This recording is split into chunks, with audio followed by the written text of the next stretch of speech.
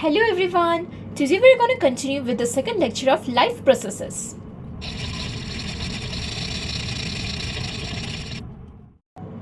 What are life processes? Last class मैंने एक बात कही थी कि हम सभी सेल्स, टिश्यूज, ऑर्गन सिस्टम से बने हैं और ये सब जो है एक प्रकार का वेल ऑर्गेनाइज स्ट्रक्चर है और इस वेल ऑर्गेनाइज स्ट्रक्चर का ब्रेक डाउन हो जा सकता है। क्यों? एनवायरनमेंट के इफेक्ट की वजह से। और इस ब्रेक डाउन को रोकने के लिए जो चाहिए है वो है मेरा molecular movement. But molecular movement चाहिए क्यों एग्जैक्टली? ये एक एग्जाम्पल से समझते हैं। मेरा जो अंदर का मॉलिक्यूल्स है वो सब मूव कर रहे हैं, मतलब उसके ऊपर अगर मैं कुछ रख दूं वो भी मूव कर जाएगा। तो इससे क्या पता चला? मॉलिक्यूल्स मूव कर रहे हैं, तो अगर मैं अपना फूड रख दूं फूड भी मूव कर पाएगा, या फिर एनर्जी रख दूं एनर्जी भी मूव कर पाएगा। तो मतलब मेरा transportation of energy, translocation of food, ये सब हो पा रहे हैं। बट ये सब एग्जैक्टली क्या हो रहा है? एक प्रकार का मेंटेनेंस फंक्शंस हो रहे हैं। और ये जो मेंटेनेंस फंक्शंस है ना, चाहे मैं नाचूं, खाऊं, गाऊं, सो या कुछ भी करूं, ये हमेशा होते रहेंगे। The maintenance functions of living organisms go on all the time. मेरी नहीं सुनेंगे, अपनी मर्जी से करते हैं, हमेशा होते रहेंगे। तो ये सब जो होते रहेंगे ना, एक्चुअली कुछ प्रोसेस मिलके एक साथ इसको टुगेदर करते हैं, इसलिए ये मेंटेनेंस फंक्शंस हो पाते हैं। और उन्हीं प्रोसेस को मैं कहती हूँ लाइफ प्रोसेसेस। मतलब मेरा जो मेंटेनेंस फंक्शंस है वो हमेशा होते रहते हैं और जो प्रोसेस उन्हें टुगेदर परफॉर्म करते हैं वो है मेरा लाइफ प्रोसेसेस। और इस चैप्टर में हम लोग इन्हीं लाइफ प्रोसेसेस के बारे में पढ़ने वाले हैं। Next, this maintenance process prevent damage and break down. ये तो लिंक्ड ही है। मैंने कहा मॉलिक्यूलर मूवमेंट से मेरा ट्रांसपोर्टेशन, ट्रांसलोकेशन, ये सब हो रहा है, वो सब हो रहा है, मेंटेनेंस फंक्शंस हो रहे हैं। तो ये मेंटेनेंस फंक्शंस एग्जैक्टली क्या कर रहे हैं? मेरा जो वेल ऑर्गेनाइज स्ट्रक्चर है उसको वैसा ही रख रहे हैं, ब्रेक डाउन से रोक रहे हैं, डैमेज से रोक रहे हैं, वही। तो this maintenance processes prevent damage and break down. अभी ये जो मेंटेनेंस प्रोसेसेस है इतना अच्छा काम कर रहे हैं, ब्रेक डाउन और डैमेज को रोक रहे हैं, मॉलिक्यूलर मूवमेंट भी चल रहा है, ये मेंटेनेंस फंक्शंस भी हो रहे हैं। क्या ये फ्री में काम करेंगे तुम्हें लगता है? नहीं ना, इन्हें भी कुछ चाहिए। तो इन्हें जो चाहिए वो है एनर्जी। They need energy. और ये एनर्जी कहाँ से आएगा? अंदर तो जनरेट नहीं हो पाएगा, obviously comes outside from the body, comes from outside the body. और ये एनर्जी एग्जैक्टली क्या है? पैसा तो नहीं है, उन्हें तो पैसे की जरूरत नहीं है हमारी तरह। वो जो एनर्जी है ये है मेरा फूड। और वो फूड बेसिकली कार्बन बेस्ड होते हैं। कार्बन बेस्ड क्यों होते हैं? क्योंकि मेरा जो सराउंडिंग है वो बेसिकली हमारा मैक्सिमम कार्बन बेस्ड ही है, तो मेरा फूड भी कार्बन बेस्ड। एंड अभी ये जो एनर्जी है ना, ये मुझे क्यों चाहिए? मेंटेनेंस प्रोसेसेस के लिए। लेकिन ये एनर्जी अपने आप क्या आ जाएगा अंदर? नहीं, इसको भी कुछ चाहिए। मतलब एक प्रकार का प्रोसेस चाहिए जो मेरी एनर्जी को बाहर से अंदर तक ट्रांसफर करे। और वो जो ट्रांसफर करेगा वो प्रोसेस है मेरा न्यूट्रिशन। मतलब a process is needed to transfer energy from outside the body to the inside, और वो प्रोसेस है मेरा न्यूट्रिशन। अभी ये जो न्यूट्रिशन प्रोसेस है, खाने को बाहर से अंदर घुसा रहा है, ये क्या सबके लिए सेम होगा? एक्चुअली ना, नहीं होगा। पकड़ लो, ह्यूमंस हम लोग क्या क्या खाते हैं? मटन खाते हैं, चिकन खाते हैं, वेज खाते हैं। बट क्या हम लोग लायन की तरह डियर खाते हैं? नहीं खाते ना। तो डियर खाने के लिए जिस प्रकार का अंदर का सिस्टम चाहिए, क्या वैसा सिस्टम मुझे भी चाहिए होगा? नहीं ना। घास फूस खाने के लिए जो सिस्टम चाहिए वो डियर खाने के लिए भी क्या वही सिस्टम चाहिए होगा? नहीं ना, डिफरेंट चाहिए होगा। तो मतलब ये जो अंदर का न्यूट्रिशनल प्रोसेस जो सिस्टम है इसको डिफरेंट कर रहे हैं डिफरेंट ऑर्गेनिजम्स के लिए। वो एग्जैक्टली क्या कर रहा है? ये फूड कर रहे हैं, फूड डिफरेंट है, इस वजह से तो अंदर का ये जो खाने का न्यूट्रिशनल प्रोसेसेस है ये सब भी डिफरेंट हो रहे हैं। और ये जो डिफरेंट हो रहे हैं ना, वो एग्जैक्टली क्या है? खाना।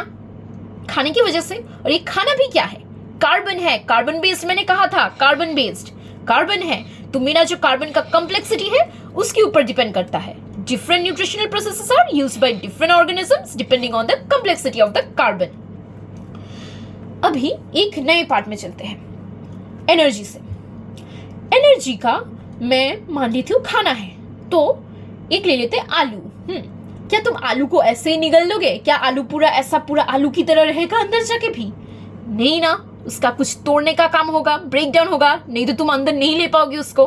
तो ये जो एनर्जी है, मेरा आलू है, इसका ब्रेक डाउन होने की जरूरत है, ब्रोकन डाउन। फिर ब्रेक डाउन होने से हो जाएगा क्या? नहीं होगा। ब्रेक डाउन होने के बाद उससे एनर्जी में तो कन्वर्ट करना पड़ेगा, एक यूनिफॉर्म सोर्स ऑफ एनर्जी में। मतलब मेरा ये जो आलू है, इसको पहले ब्रेक डाउन होगा, फिर जाके हम लोग इसे एक अच्छे से यूनिफॉर्म सोर्स ऑफ एनर्जी में कन्वर्ट करेंगे। और ये सब इतना कष्ट करके क्यों करेंगे? फॉर मॉलिक्यूलर मूवमेंट, स्टार्टिंग में पढ़े थे मॉलिक्यूलर मूवमेंट, फिर मेरा ये जो मेंटेनेंस प्रोसेसेस है, ये सब तो फ्री में काम नहीं करेंगे, इन्हें भी कुछ चाहिए, एनर्जी। इन्हें तो पैसे की जरूरत नहीं, बट एनर्जी की जरूरत है। तो इस वजह से हमें ये सब करना पड़ेगा for molecular movement and for the kind of molecules the body needs to grow. मतलब जो मॉलिक्यूल्स मेरे बॉडी को ग्रो करने की जरूरत है और मेरे मॉलिक्यूल्स को मूव कराने की जरूरत है, वो सब एनर्जी से होगा। इन्हें एनर्जी की जरूरत है, और इस एनर्जी का ऐसे ही तो अंदर नहीं आएगा, मेरा आलू ऐसे नहीं आएगा, इसका ब्रेक डाउन होने की जरूरत है। और ये जो ब्रेक डाउन होगा, क्या ये भी फ्री में होगा? नहीं ना, ये भी तो फ्री में नहीं होगा, इसका भी एक प्रकार का कुछ चाहिए होता है। और हमेशा याद रखना, ब्रेक डाउन में मैक्सिमम टाइम्स केमिस्ट्री आ जाता है जब भी हम लोग ब्रेक डाउन बोलते हैं। तो यहाँ पर भी केमिस्ट्री क्या रोल आएगा? तो एक सीरीज ऑफ केमिकल रिएक्शंस होता है जिसकी वजह से ये एनर्जी सोर्स ब्रेक डाउन हो पाता है। एग्जाम्पल लेते हैं, ऑक्सीडाइजिंग रिड्यूसिंग रिएक्शन है मेरा एक प्रकार का रिएक्शन जो मेरे ब्रेक डाउन करता है मेरा आलू का। और ये जो ब्रेक डाउन करता है, ये बेसिकली एक बहुत कॉमन प्रोसेस है। मतलब ऑक्सीडाइजिंग रिड्यूसिंग रिएक्शन हमें अच्छे से याद रखना पड़ेगा। क्यों? क्योंकि एक most common chemical means to break down molecules, बहुत कॉमन प्रोसेस है ये एक। और इस प्रोसेस में हमें एग्जैक्टली क्या चाहिए? नाम को अच्छे से देखते हैं। नाम में क्या दिया है? ऑक्सीडाइजिंग रिड्यूसिंग एजेंट, ऑक्सी मतलब हमें ऑक्सीजन की जरूरत है। और वो ऑक्सीजन कहाँ से आएगा? बाहर से आएगा। Many organisms use oxygen source from outside the body. अभी ये आउटसाइड से तो आएगा मेरे ऑक्सीडाइजिंग रिड्यूसिंग रिएजेंट्स के लिए, मेरा ऑक्सीजन बाहर से आएगा मेरे ऑक्सीडाइजिंग रिड्यूसिंग रिएक्शंस के लिए जो मेरे ब्रेक डाउन को करेगा। बट ये ऑक्सीजन जो बाहर से आएगा, क्या ये भी फ्री में आएगा? नहीं ना, ये भी तो फ्री में नहीं आने वाला। मतलब अभी फिर से एक प्रोसेस की जरूरत पड़ रही है। तो जिस प्रोसेस में मेरा ऑक्सीजन बाहर से अंदर आएगा, और क्यों आएगा? For break down of the food sources, ये ऑक्सीडाइजिंग रिड्यूसिंग रिएक्शंस के लिए जो ब्रेक डाउन करेंगे, break down of the food sources. और ब्रेक डाउन के लिए क्यों चाहिए? क्योंकि मेरा जो अंदर का है ना, ये सब फ्री में काम नहीं करेंगे। मेरा जो भी सेल्स, लिविंग सेल्स है, उन सबको सेल्यूलर नीड्स के लिए चाहिए। मतलब एक प्रोसेस जो मेरे ऑक्सीजन को बाहर से अंदर तक लाएगा for break down of the food sources for cellular needs is called respiration. मतलब मेरा रेस्पिरेशन वो प्रोसेस है जो मेरे ऑक्सीजन को बाहर से अंदर लाएगा। क्यों लाएगा? To use it for the process of break down of the food sources, और एनर्जी भी कह सकते हैं। एंड क्यों? For cellular needs. तो आज के लिए इतना ही। नेक्स्ट क्लास हम लोग करेंगे यूनिसेल्यूलर एंड मल्टीसेल्यूलर ऑर्गेनिजम्स के बारे में। एक बार लास्ट एक चीज रिवाइज कर लेते हैं इसको। What our life processes? मैंने क्या क्या कहा? मेरा जो मेंटेनेंस फंक्शन है वो हमेशा चलता रहता है, और जो प्रोसेसेस इस मेंटेनेंस फंक्शंस को करते हैं वो है लाइफ प्रोसेसेस। अभी ये मेंटेनेंस प्रोसेसेस क्यों चाहिए? क्योंकि ब्रेक डाउन और डैमेज को प्रिवेंट करने के लिए। और क्या ये मेंटेनेंस प्रोसेसेस फ्री में काम करेंगे? नहीं, इन्हें एनर्जी की जरूरत है जो मेरे बॉडी के बाहर से आएगा। और ये जो एनर्जी है वो मेरा पैसा नहीं है, वो है मेरा फूड, और वो फूड बेसिकली कार्बन बेस्ड है। अभी ये जो फूड को मुझे बाहर से अंदर तक ट्रांसफर करना है, उसके लिए भी एक प्रोसेस चाहिए, फ्री में नहीं होगा। और वो प्रोसेस है मेरा न्यूट्रिशन। और न्यूट्रिशन प्रोसेस का जो न्यूट्रिशनल प्रोसेस है, मतलब वो डिफरेंट ऑर्गेनिजम्स के लिए डिफरेंट होता है। क्यों? क्योंकि खाना भी डिफरेंट है, कार्बन का कॉम्प्लेक्सिटी डिफरेंट है, इसलिए। अभी मेरा जो एनर्जी सोर्स है वो मेरा आलू, मान लेते हैं आलू या बैगन या कुछ भी, मान लो वो ऐसे ही तो अंदर नहीं जाएगा, उसका ब्रेक डाउन होने की जरूरत है, फिर उसे एक यूनिफॉर्म सोर्स ऑफ एनर्जी में कन्वर्ट करने की जरूरत है। और वो क्यों करने की जरूरत है? मेरी मॉलिक्यूलर मूवमेंट के लिए, और जो मेरे मॉलिक्यूल्स का टाइप मुझे काइंड ऑफ मॉलिक्यूल्स बॉडी के लिए ग्रो करने हैं, उसके लिए। और क्या ये फ्री में हो जाएगा? ये तो फ्री में नहीं होगा ब्रेक डाउन, इसके लिए भी केमिकल रिएक्शंस की जरूरत है।